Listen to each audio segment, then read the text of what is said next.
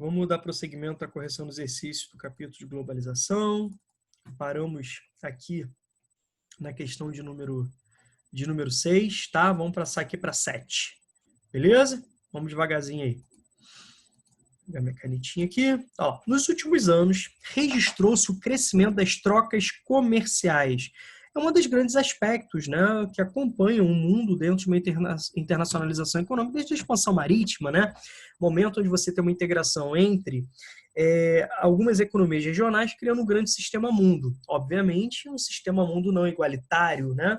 Sempre dentro daquela lógica de centro e periferia, que vai dar origem, né, ao que a gente chama de divisão internacional do trabalho. Então, esses fluxos materiais, as trocas comerciais, eles se apresentam como um dos grandes, né, destaques desse cenário, tá bom? E, ao mesmo tempo, ao longo desse processo histórico, a gente vai entender que é um processo de diferenciação entre os atores, entre os agentes, o tipo de mercadoria, o valor agregado, a intensificação, né, o distanciamento. E aqui o gráfico está chamando a atenção para as trocas comerciais, exportação e importação, envolvendo China, nos países aí que se destacam no cenário internacional, um processo de forte crescimento desde o final dos anos 70, início dos anos 80, onde a China passa, né, por um processo de uma abertura econômica controlada pelo Estado, apresentando algumas regiões de atração de investimentos produtivos, né, de atração de capitais, atraindo, né, grandes empresas internacionais, nas chamadas zonas econômicas especiais, a partir do governo de Deng Xiaoping, né? A princípio eram 4 zonas especiais e hoje nós temos aí um crescimento muito forte. Desde então, a China passa por um crescimento muito significativo, né? Muito significativo. Os anos 90 aumenta ainda mais essa inserção econômica da China. No início do século XXI, isso consolida a China como uma grande potência econômica mundial, vai ultrapassar economias tradicionais como da Alemanha, como do Japão, e hoje, né, o segundo PIB do mundo. Hoje, o país que mais cresce economicamente. A gente pode perceber que foi uma situação interessante, né, porque foi a primeira vez que a China apresentou uma desaceleração do crescimento. A China vai ser apontada como um país que vai apresentar crescimento positivo ainda nesse momento de pandemia, né? Então, foi a primeira vez que a China apresentou um desacelerar do seu crescimento, foi nesse ano, tá bom? A China, que faz parte do Conselho de Segurança da ONU também, né, um grande aspecto geopolítico, e aqui a África subsaariana, falando de uma lógica centro-periferia, uma das regiões de maior exploração histórica do capitalismo, a região, né, da África subsaariana. Se a gente pegar a questão do IDH, a gente vai trabalhar um pouquinho o IDH no próximo capítulo, no capítulo de desenvolvimento, subdesenvolvimento e desigualdades internacionais, a gente vai perceber que um grande número de países de baixo IDH se localizam nessa região de extrema exploração, de extrema expoliação por parte de agentes econômicos ao longo do processo histórico, cujos resultados foram, né, processo de etnocídio, genocídio, de estruturação produtiva, né, quadros socioeconômicos tão complicados, inclusive aí nos mais agressivos quadros de fome, de miséria, de doenças, tá? Então vamos lá. Aqui nessa primeira tabela, nós temos a importação da África subsaariana proveniente da China, ou seja, o que a África subsaariana, né, compra da China. Vamos pegar aqui na legenda, olha só. A África pegando aqui, ó, compra, ó, maquinários, equipamentos de transportes, né? Olha aqui o verdinho, olha aqui, ó, bens industrializados, beleza? Agora, pegando um outro olhar, vamos trocar de cor aqui, pegando o olhar das exportações da África para a China, ou seja, aquilo que a China compra, né? O que a China compra? Olha aqui, pegando a legenda. Ó, combustíveis, lubrificantes, né? E no vermelhinho aqui, o que a gente vai pegar? Olha aqui, olha o que a gente vai pegar. Tirando, né, os combustíveis, matérias-primas. Então, a gente pode perceber uma análise qualitativa daquilo que se compra e daquilo que se vende, daquilo que se importa, daquilo que se exporta, em relação a esses dois países. Vamos aproveitar essa questão e vamos falar um pouquinho também da relação Brasil-China. A China é o principal parceiro comercial do Brasil hoje, né? E a gente pode fazer uma análise similar, guardando as devidas proporções, as devidas características. A maioria esmagadora daquilo que o Brasil compra da China, mais de 95%, é de produtos industrializados, inclusive de alto valor agregado. E, paralelamente, em termos, né, inversos, aquilo que o Brasil vende para a China, mais de 90%, é produto primário, com pouca ou nenhuma transformação.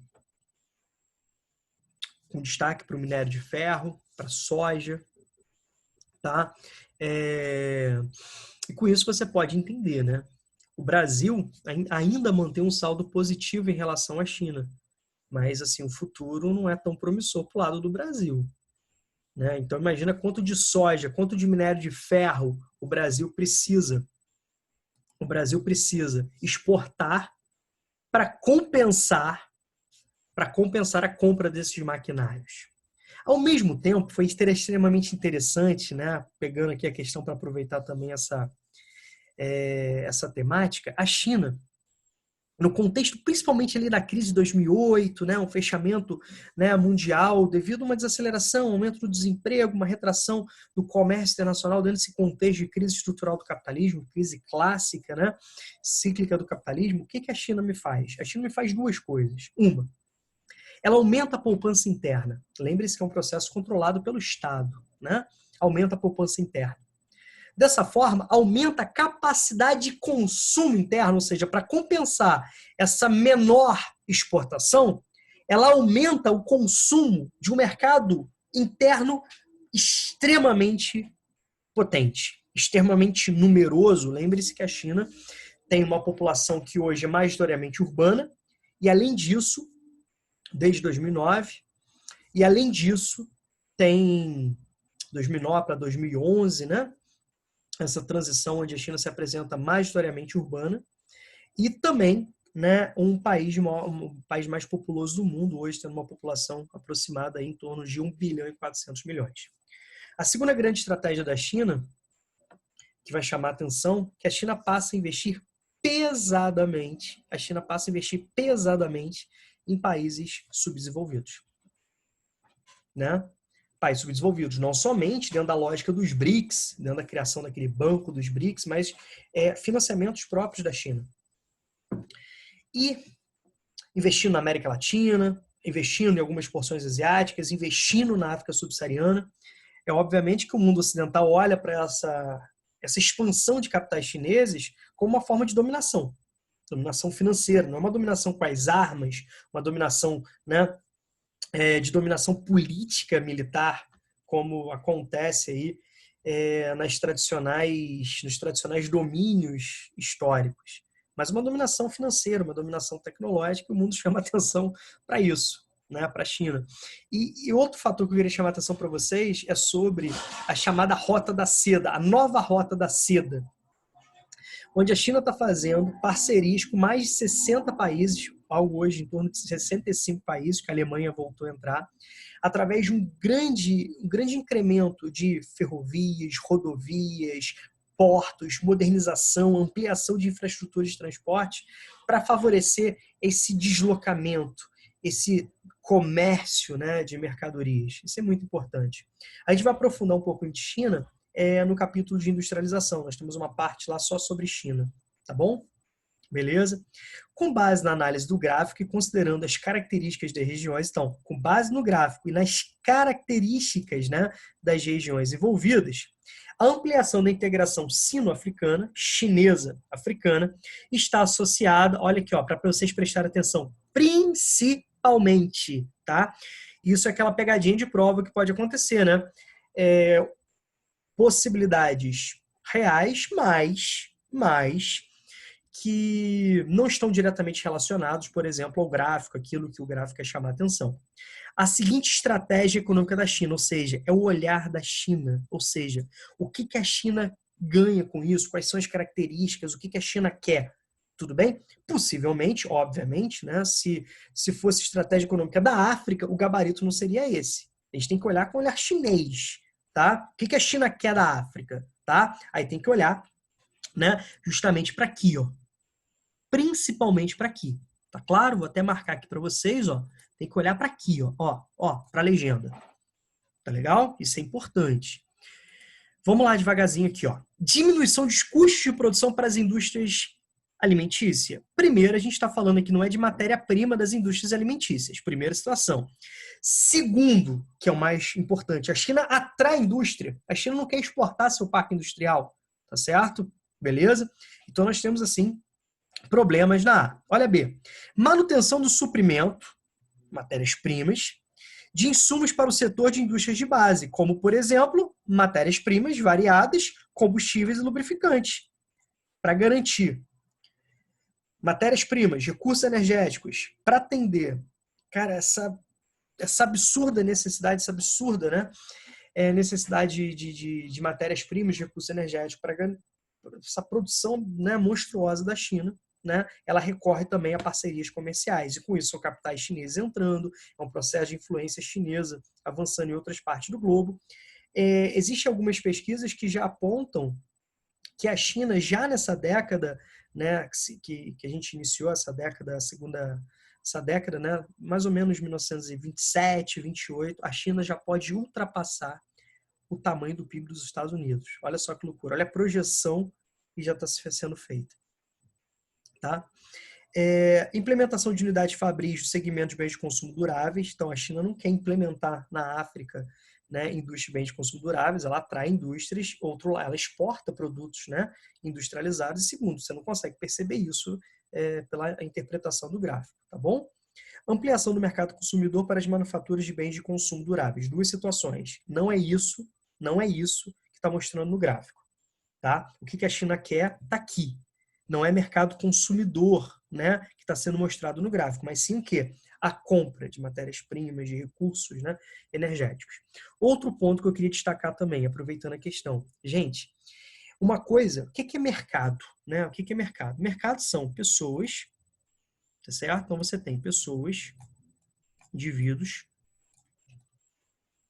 né? Pessoas, mais condições de consumo é igual a mercado. Então, nós temos muita população na África subsaariana? Sim, óbvio. Tá? Temos muita população. Só que, o que acontece? Cadê o potencial de consumo? Devido ao subdesenvolvimento, devido a uma pobreza extrema, devido, né, desigualdades, concentração de renda muito forte, certo? Então, mesmo, né, você tendo uma população menor, países de população menor, mas com grande potencial de consumo, são principais mercados consumidores para a China. Então, a gente está falando de porções asiáticas, a gente está falando de Europa, a gente está falando de Estados Unidos, de Canadá, de alguns países emergentes da América Latina, que se apresentam como os principais destaques, né, de mercado consumidor e potencial para a China, que se destaca muito em termos, né, recentes, indústrias de automóveis, não somente de eletrônicos, né, não somente de bens industrializados, como brinquedos, roupas e tal, mas automóveis, né, e bens de alta tecnologia, né? De alta tecnologia, como, por exemplo, celulares, computadores, tablets, tá bom? Nós temos essa dinâmica. Gente, alguma dúvida em relação à questão? Alguém quer perguntar alguma coisa? Alguma coisa mal explicada? Alguma coisa assim que ficou faltando? Não? Alguma dúvida, alguma alternativa aqui que eu tenha comentado, que não tenha sido gabarito? Então, eu vou entender o silêncio de vocês como tudo tranquilo. Vamos lá, questão número 8, né? Então, retrato de dois Brasis, né? O Brasil, na verdade, ele é muito diverso em vários aspectos, sociais, políticos, econômicos, culturais, e a gente étnico-linguísticos, históricos, então a gente precisa entender que, de fato, no Brasil existem Brasis, tá? Mas vamos entender o que ele chama aqui de Brasis, certo? Em 1950, e lógico que isso é uma construção histórica, o ano da primeira Copa do Mundo realizada no Brasil, que o Brasil perdeu a Copa do Mundo, final para o Uruguai 2-1, uma geladeira era feita para durar décadas. Então você está falando de geladeira, então você está falando de um bem de consumo durável. Era feita para durar décadas. O que eu quero que você identifique? A lógica do Fordismo. Tá? Eu quero que você identifique aqui uma das características do modelo Fordista. Tudo bem? Eu preciso que você identifique isso. Uma das características, uma produção em massa, uma produção em série, né? Uma padronização muito forte, uma durabilidade muito grande dos produtos. Né? Qualquer estratégia fordista, produzir muito único bem, de forma a baratear o custo de produção, permitindo que esse preço seja ofertado mais barato no mercado e, com isso, mais pessoas, mais parcelas da população podendo comprar, estimulando maior produção e virando um círculo, né? Um círculo é positivo. A indústria ainda não adotaram obsolescência programada. Reparem, o que é obsolescência programada? É o que vai caracterizar, uma das grandes características, né, do toyotismo, certo? Uma das grandes características do toyotismo. Toyotismo. O toyotismo é um modelo organizacional produtivo que surge ali no pós-Segunda Guerra Mundial. O Dio Rio, né, um engenheiro-chefe da Toyota, que lança esse novo mecanismo, mas que ele ganha corpo internacional a partir dos anos 70. E uma das características do toyotismo é a rápida renovação dos produtos, certo? O que nós chamamos de obsolescência programada, ou seja, esses produtos tornam-se obsoletos, descartados, uma durabilidade baixa, de forma proposital, mudança de designer, mudança de tecnologia, alto custo, né, para um processo de consertar o produto, né, de fazer troca de determinados componentes, certo? É uma estratégia que foi iniciada nos anos 30, no contexto da Grande Depressão dos anos 30, como forma de aumentar, de estimular o consumo, tá? Mas não foi criado pelo toyotismo, mas vai ser extremamente, vai integrar, né, fortemente essa estratégia toyotista, tá bom? Empresarial, esse novo modelo de organização produtiva, né, que nós chamamos de toyotismo. Obviamente, muitas empresas hoje utilizam, né, um modelo mesclado, né, um modelo híbrido, com características fordistas, características toyotistas. O que eu quero dizer com isso? Que a emergência do toyotismo não significou a morte do fordismo, né? Certo? A isso vai ficar mais claro quando nós falarmos também sobre modelos organizacionais produtivos, também no capítulo de industrialização, onde a gente vai falar sobre Taylorismo, Fordismo, Toyotismo, Volvismo, tá? Em 2014, não passa um ano do lançamento de um modelo e um novo iPhone é anunciado. Vivemos no mundo 2.0, ops, já é 3.0, tá bom? Então, a rápida renovação dos produtos, a lógica da obsolescência programada. O texto apresenta uma das características da globalização, a obsolescência programada, que pode ser entendida como. Então, o gabarito, né, esperado é justamente aquele que define o que é obsolescência programada. Tudo bem?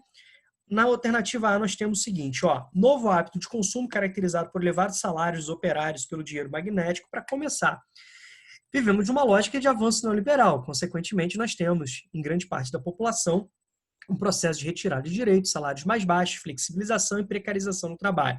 Então, uma das consequências do avanço neoliberal é justamente, né, a pobreza de grande parte dos trabalhadores, entre eles o desemprego, a miséria, a pobreza, agravado pela negligência das políticas públicas, a diminuição dos investimentos públicos na esfera social. Tá legal? Beleza? A questão do dinheiro magnético, né, a gente vai falar sobre a questão extremamente interessante, né, quando a gente fala o seguinte, olha a terceira revolução industrial, praticamente a gente não tem mais a utilização de papel moeda em grande parte dos países. Né? Hoje você vai pagar uma conta, você coloca o seu celular. Hoje você vai pagar uma conta, você coloca o seu relógio. Né? Ou você simplesmente coloca um número que representa o seu cartão de crédito. Beleza? Isso é extremamente importante, não tem nada a ver com a questão também. E a gente também tem, né, a lógica das criptomoedas, né? Que isso, olha só que interessante, preste atenção, né? Quando você fala, né, sobre o Bitcoin, por exemplo, você tem uma lógica que vai de encontro à dominação do Estado, ou seja, o Estado não controla essa moeda.